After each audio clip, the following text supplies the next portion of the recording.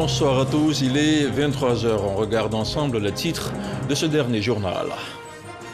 Rappelé à Allah en avril dernier pendant le mois de Ramadan, la cérémonie du 40e jour marquant la disparition du guide de la communauté musulmane, le cheikh Aïma Mamadou Traoré, s'est déroulée ce dimanche.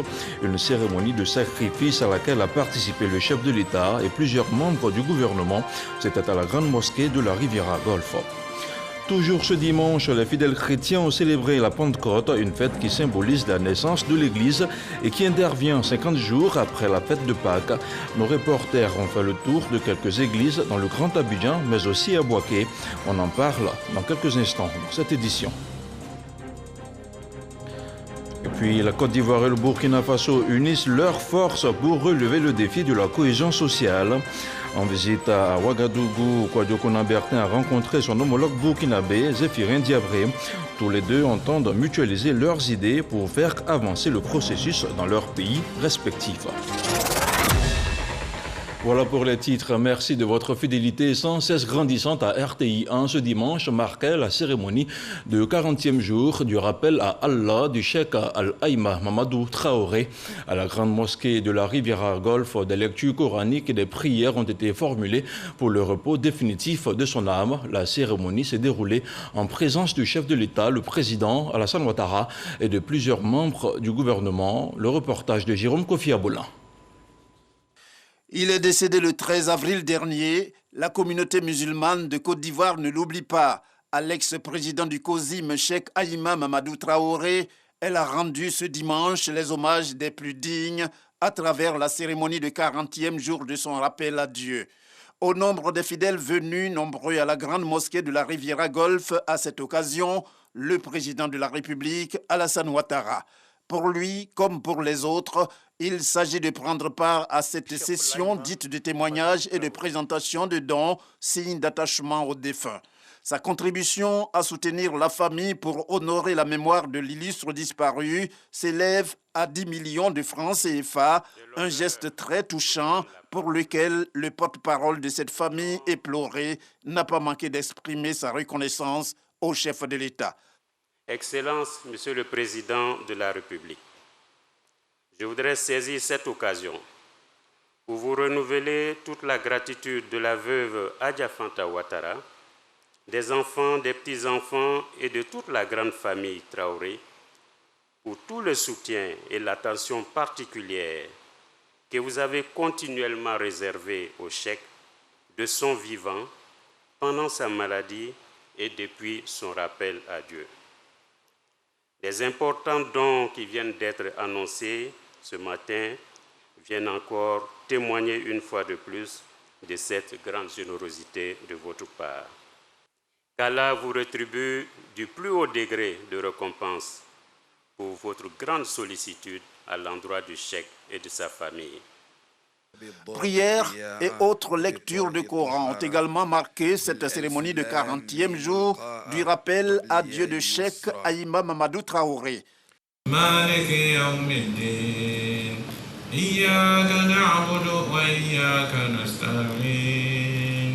Avant de quitter la mosquée, le président Alassane Ouattara a fait un tour d'honneur, une façon pour lui de dire merci à ses fidèles musulmans pour leur pensée envers feu cheikh Aïma Mamadou Traoré et aussi pour leurs prières en vue d'une paix durable en Côte d'Ivoire. Je vous invite à présent à regarder une série de réactions, des réactions recueillies par Abou Sanogo après la prière. C'est d'abord un humain qui est parti, mais surtout un homme qui a été extrêmement important pour la vie de cette nation, en particulier pour celle de la communauté musulmane. Nous ne pouvons prier le Seigneur qu'il lui fasse miséricorde, qu'il lui facilite la vie tombale et qu'il fasse que le paradis soit sa dernière demeure. C'est très réconfortant de constater que toute la communauté a rendu un hommage mérité à ce grand homme dont tout le monde s'accorde à dire que la sagesse, la mesure, la pondération était vraiment sa marque. C'était également un grand imam qui a beaucoup donné à la communauté. Dieu lui accorde son paradis.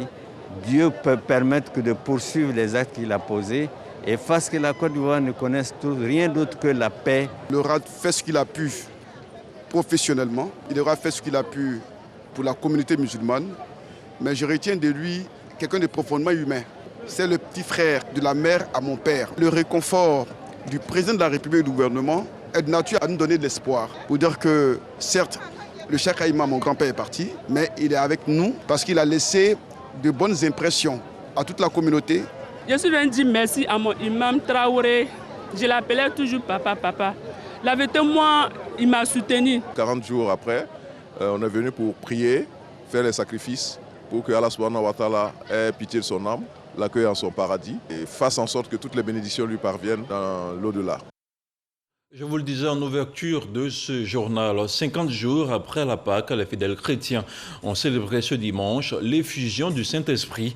La commémoration qui clôt le temps pascal s'est déroulée dans tout le pays. À Abidjan, nos reporters ont visité des paroisses et quelques temples de prière. On regarde le reportage de Sephora Zegui. Et la découverte incroyable d'une force nouvelle, celle de l'Esprit de Dieu, la troisième personne de la Sainte Trinité, donnée en surabondance au baptême et rendu manifeste dans le sacrement de la fidélité appelé communément confirmation. Le Saint-Esprit célébré dans toutes les églises catholiques du monde entier. Ici en Côte d'Ivoire, les paroisses Saint-Jean, Saint-Bernard et Sainte-Cécile de Cocody ont commémoré la venue de l'Esprit Saint parmi les humains. Le Saint-Esprit vient pour illuminer nos vies, nous guider, nous aider dans nos vies de prière de tous les jours. Selon les Saintes Écritures, l'Esprit Saint est descendu 50 jours après Pâques sur les apôtres de Jésus-Christ et les personnes présentes au Cénacle. L'Esprit Saint qui est descendu sur les apôtres et sur l'Église a permis à tous ceux qui étaient présents à Jérusalem d'entendre le message des apôtres dans leur langue maternelle chacun. Alors c'est l'unité que l'Esprit Saint fait pour la communauté de l'Église, mais aussi pour toute la communauté ivoirienne. Tous, autant que nous sommes, nous avons à vivre cette unité qui est chère au cœur du Christ. Comme à l'Église catholique, la Pentecôte est aussi célébrée dans plusieurs églises évangéliques. La fête de Pentecôte, c'est aussi une occasion pour les fidèles et pasteurs d'inviter les Ivoiriens à l'harmonie et à la paix. Nous souhaiterons que ce Saint-Esprit nous guide à tous nos actes afin que nous soyons tous positifs dans nos actions et surtout en harmonie au sein de la société humaine. À l'occasion de cette fête, ce que je peux dire aux Ivoiriens, c'est de revenir au Seigneur, revenir au Seigneur Jésus-Christ, parce que c'est par son esprit que nous pouvons avoir la paix. La fête de Pentecôte puise son origine dans la fête juive de Shavuot, prescrite dans les livres de l'Exode et des Nombres. La Pentecôte se célèbre le 7e dimanche après le dimanche de Pâques. Elle met officiellement un voile sur le temps pascal et donne à l'Église les prémices de sa mission, celle d'annoncer la bonne nouvelle. Et les fidèles chrétiens, catholiques et méthodistes unis des communes de Yopougon et de Trècheville ont aussi communié ce jour. La Pentecôte, la piété, le pardon et la foi sont des valeurs qui ont été prônées ce dimanche. Pour le fidèle chrétien lambda, il s'agissait de raffermir et de réaffirmer sa foi. Le commentaire de Franck Quadio. C'est un jour consacré à l'effusion du Saint-Esprit.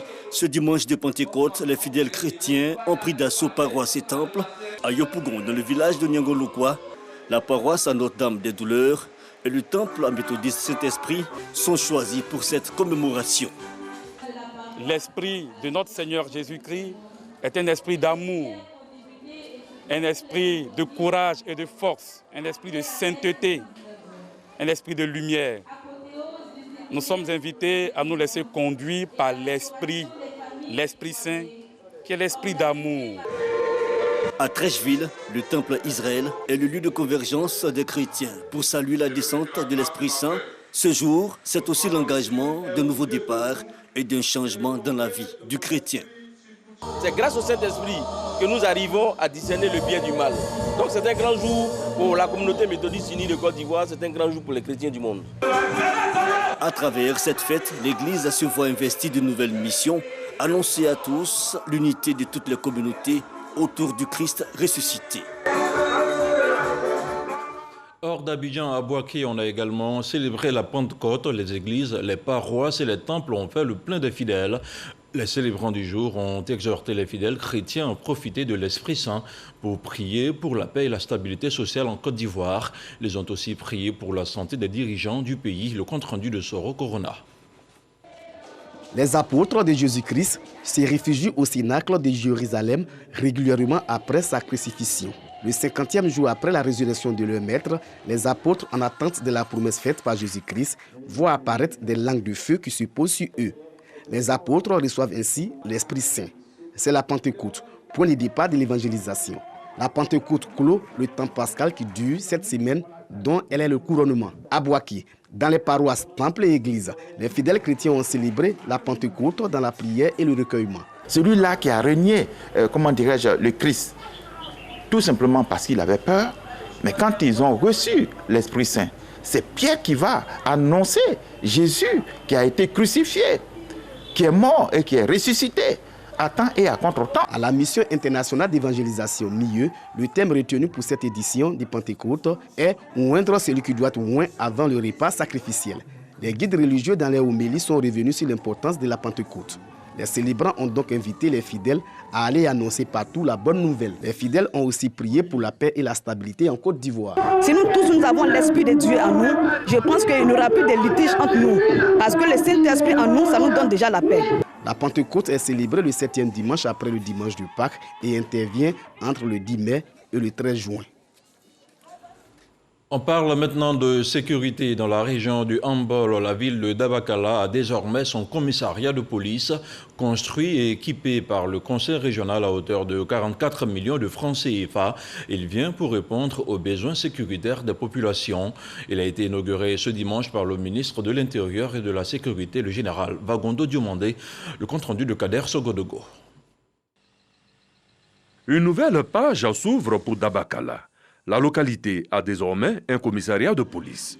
Il est inauguré ici par le ministre de l'Intérieur et de la Sécurité, le général Vagondo Diomandé, qui a à ses côtés le ministre Kamara Thomas, fils du terroir. Ce commissariat de police a été réalisé par le conseil régional du Hambol, qui accorde un intérêt particulier à la sécurité des populations. Il a été construit et équipé à hauteur de 44 millions de francs CFA. Le conseil régional, dont vous êtes le chef, assurant donc la tutelle, vous a demandé et vous avez autorisé la réalisation de ce rêve important pour les populations de Dabakala. Rappelons à toutes fins utiles que Dabakala est département depuis 1975 et c'est sous la gouvernance de son Excellence, Monsieur le Président de la République, Monsieur Alassane Ouattara, que Dabakala inaugure son premier commissariat. Nous aménageons cet espace à l'effet de rassurer les opérateurs économiques, mais surtout les populations de la ville de Dabakala. 55 agents de police, commissaires, officiers et sous-officiers, un véhicule de type 4x4. La prise de service est officielle et au ministre Vagondo Diomandé de dire. Les locaux que nous inaugurons aujourd'hui présentent toutes les spécifications exigées pour son emploi en tant que commissariat et en qualité de commissariat d'un type nouveau. Il a été validé suite au rapport des missions de service compétents de la police nationale. Il comprend 9 bureaux, un poste de police et une chambre de sécurité. Le commissaire, l'officier et les sous-officiers ont été affectés et ont pris fonction à leur poste. Chère population, chers parents, je vous présente votre commissaire. Le commissaire Quadio Jean-Joël. Pour faciliter l'intégration de ces policiers à Dabakala, le président du conseil régional du Hambol, Ibrahim Khalil Konaté, a mis à leur disposition la cité Ado qui comporte 30 villas. Et sur un tout autre plan, une délégation ministérielle venue de Niamey a été reçue en audience par la ministre des Affaires étrangères, Kandia Kamara. En toile de fond, il s'agissait de passer ensemble l'éponge sur les incidents malheureux survenus dans plusieurs quartiers d'Abidjan entre des ressortissants nigériens et des jeunes incités à la violence.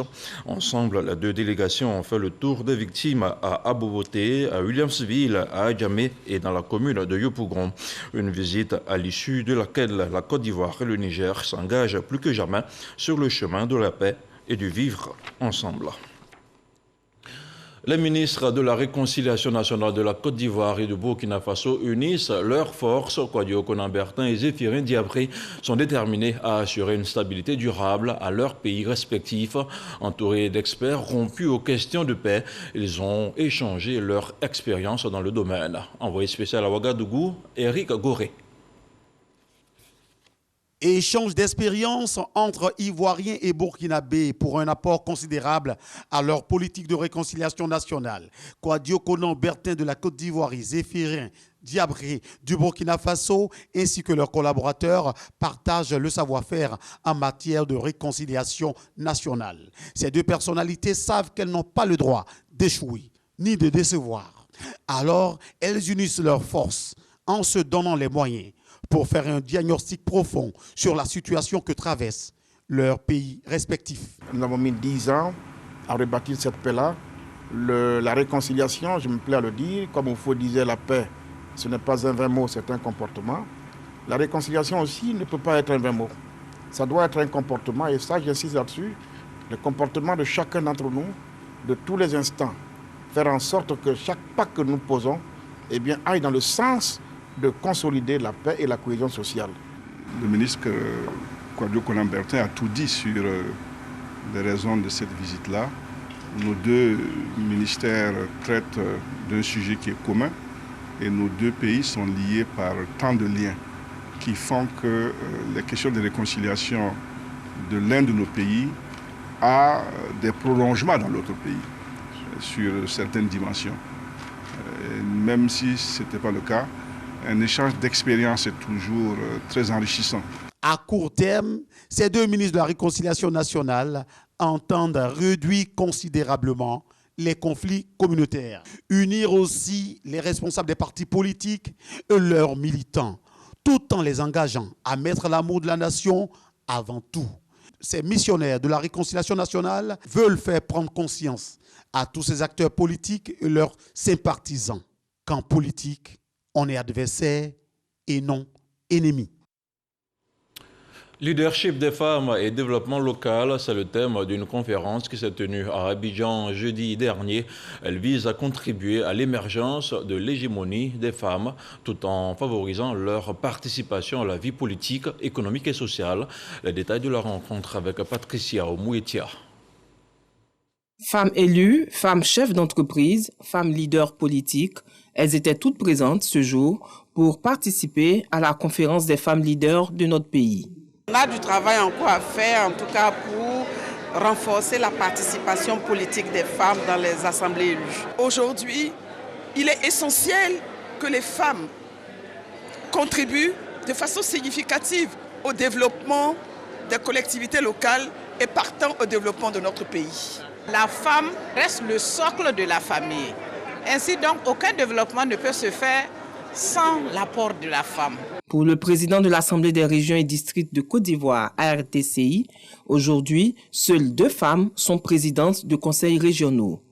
Représentant le Premier ministre, la ministre de la Famille, de la Femme et de l'Enfant a indiqué que la principale innovation de cette conférence s'inscrit dans le cadre de la mise en œuvre du projet d'appui aux autorités régionales et locales à travers des initiatives concrètes d'insertion socio-économique.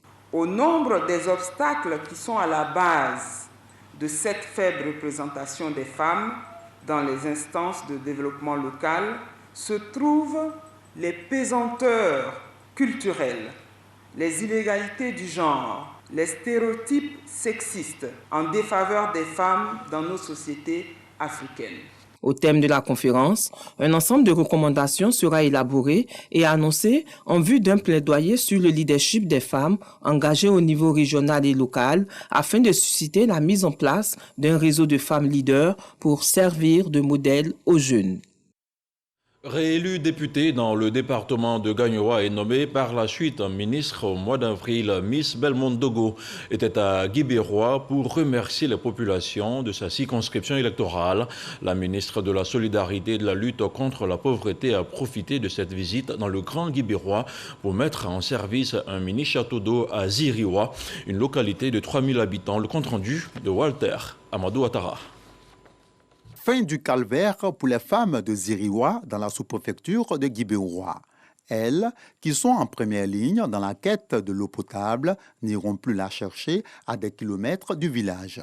Située à 7 km de la commune de Guibérois, Ziriwa vient d'être dotée d'une mini HVA d'une capacité de 6000 litres, financée à environ 8 millions de francs CFA. Je remercie Madame le ministre pour tout ce qu'elle a fait pour nous, pour le château qu'elle nous a donné.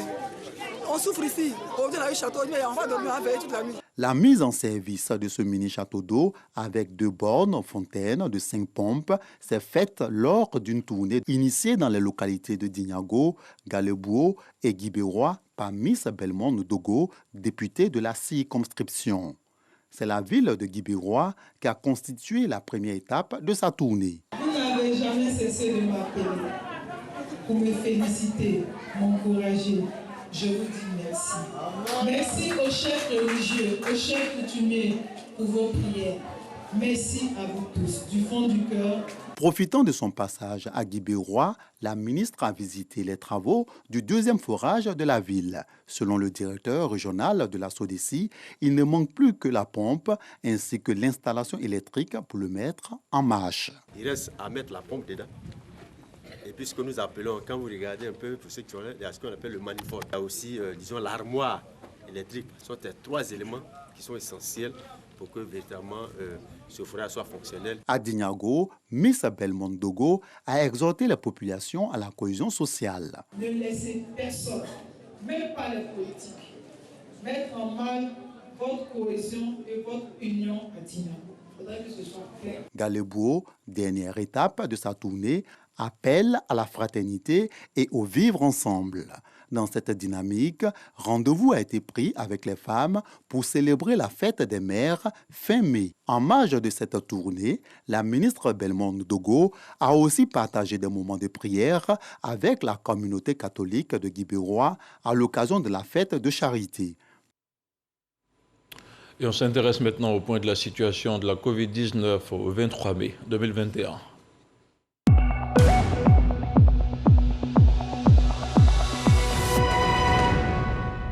Le ministère de la Santé, de l'Hygiène publique et de la couverture maladie universelle a enregistré ce dimanche 23 mai 2021 64 nouveaux cas de Covid-19 sur 2856 échantillons prélevés, soit 2,2% de cas positifs, 2,2% de cas positifs, 18 guéris et 0 décès. À la date du 23 mai 2021, la Côte d'Ivoire compte donc 47 007 cas confirmés, dont 46 364 personnes guéries, 298 décès et 344 cas actifs.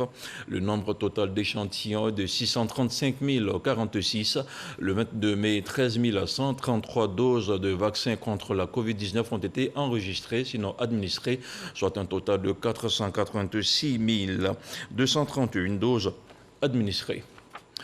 Pour éviter les pertes en vie humaine et les nombreux dégâts matériels pendant la saison pluvieuse, le gouvernement prend des dispositions importantes.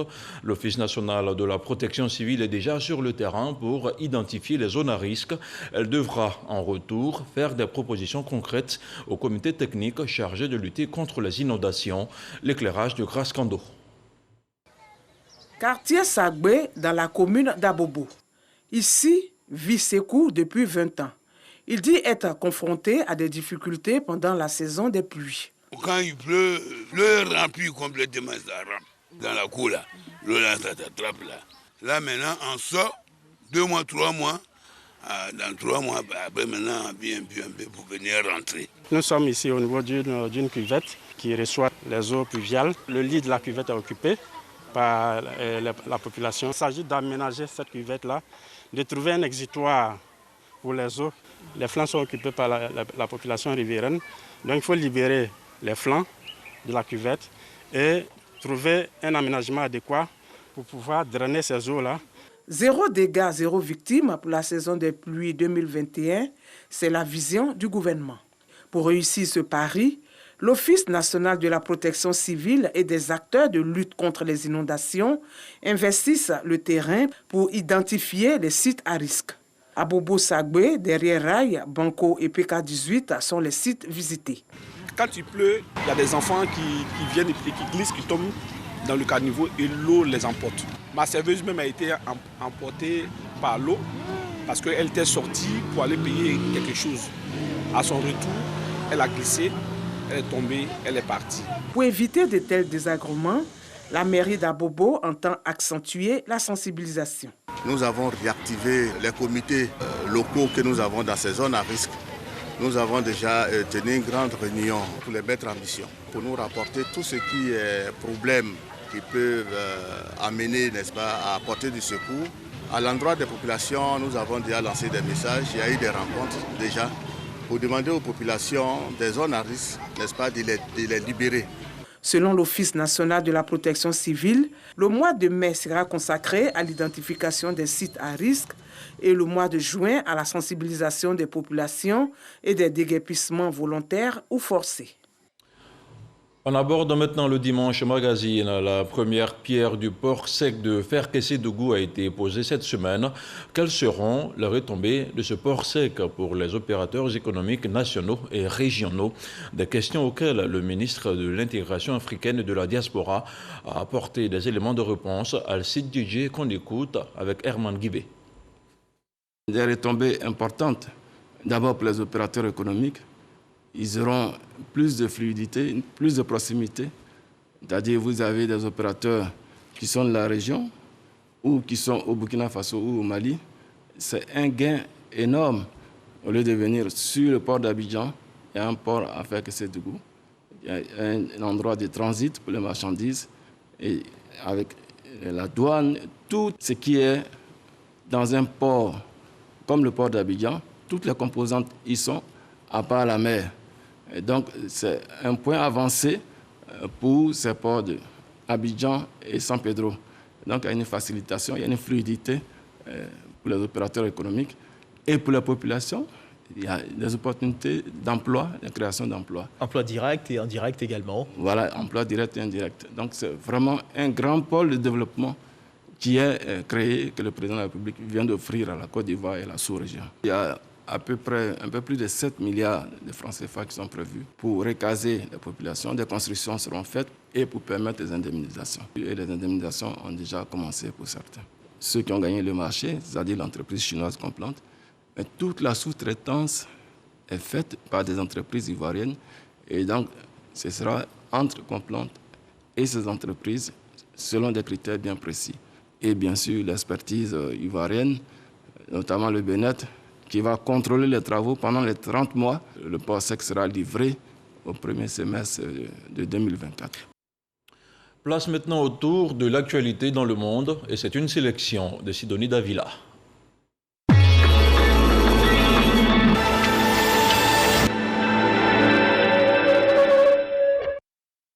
L'armée israélienne a bombardé la maison du chef du Hamas pour la bande de Gaza, franchissant un nouveau palier dans ses attaques contre le mouvement islamiste palestinien. Une attaque intervenue quelques heures avant une réunion du Conseil de sécurité de l'ONU.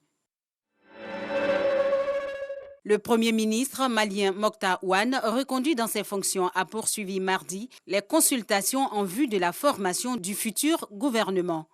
Plusieurs délégations ont été consultées, dont la société civile, le mouvement politique qui a participé à la chute de l'ancien président Ibeka. Une attaque perpétrée contre un village et un véhicule de patrouille au nord-est du Burkina Faso a fait 16 morts, selon les sources sécuritaires. La première attaque a visé le village d'Ayara, dans le nord du Burkina Faso, faisant une quinzaine de morts. Une autre attaque à l'explosif contre un convoi militaire dans l'est a tué un soldat. Depuis le début de l'année, plus de 10 000 candidats à l'exil ont survécu à la traversée de la Méditerranée pour rejoindre l'Italie. Mais des centaines y ont trouvé la mort.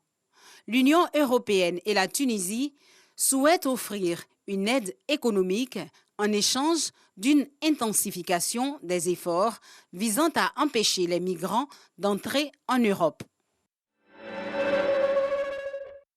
Après l'entrée en vigueur d'un cessez-le-feu aux contours fragiles, l'aide humanitaire d'urgence et les premières discussions diplomatiques s'organisent autour de la reconstruction de l'enclave palestinienne ravagée par 11 jours de conflit. Le président américain Joe Biden annonce par ailleurs une aide financière majeure pour reconstruire Gaza et relance la solution à 2 États comme seule réponse au conflit israélo-palestinien. De la grêle, des pluies glaçantes accompagnées de vents violents se sont abattues samedi après-midi sur les coureurs qui se trouvaient à haute altitude dans la forêt dans le nord-ouest de la Chine. Parmi les participants de cette course de 100 km, 21 personnes ont trouvé la mort, dont les coureurs de fond chinois d'élite. Plus de 700 sauveteurs ont été mobilisés pour rechercher les disparus. Des fontaines de lave ont jailli du mont Nyiragongo dans le ciel nocturne, formant un épais nuage orange au-dessus de Goma en RDC. Cette coulée de lave qui a provoqué la fuite en masse des populations dans l'est de la République démocratique du Congo s'est immobilisée dans les faubourgs ce dimanche matin.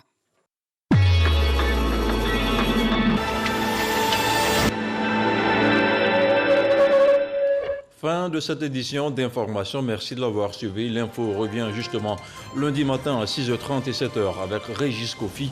D'ici là, portez-vous bien et que la paix soit chez vous.